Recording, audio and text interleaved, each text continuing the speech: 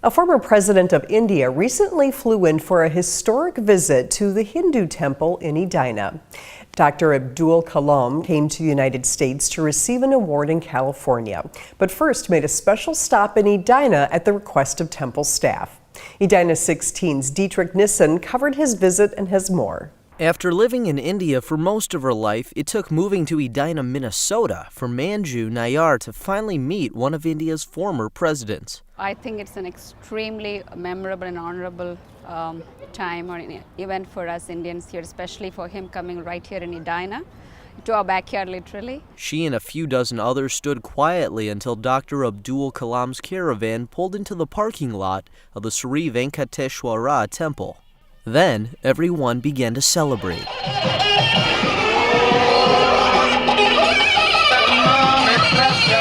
He's such a respected and, one of the most respected people in India, and such a humble, down-to-earth individual. And I think for the children especially, it would be a really, really wonderful experience just meeting him, getting to get some questions answered by him. Just his mere presence here, I think it's a wonderful thing. Although from poor beginnings, Kalam became a nuclear scientist and educator. Now in his 80s, he is one of the most revered leaders in modern Indian history, having served as India's 11th president from 2002 to 2007.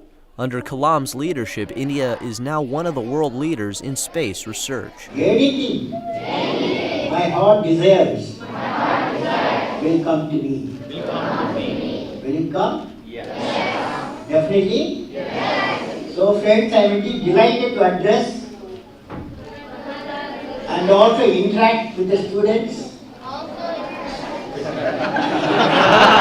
I do feel honored to be able to be part of visiting with a delegation like this and to be part of the activities, and I really appreciate the folks at the temple thinking of including us. It tells me that they feel like they're part of this community, and they are. Edina Mayor James Hovland presented Kalam with a book on the history of Edina and even offered him the city pin off his jacket. It's just our good fortune that the temple is here, because otherwise he wouldn't be stopping in Edina. During his speech, Kalam stressed the importance of studying and encouraged the children to believe in their abilities. So when it came time for him to go, Manju and many others say his visit was more than just historic. It's something that, we would cherish for our lifetime, I think. In Edina, Dietrich Nissen, Edina 16. After speaking at the temple, Kalam met with other community leaders at a dinner held by the Indian Association of Minnesota.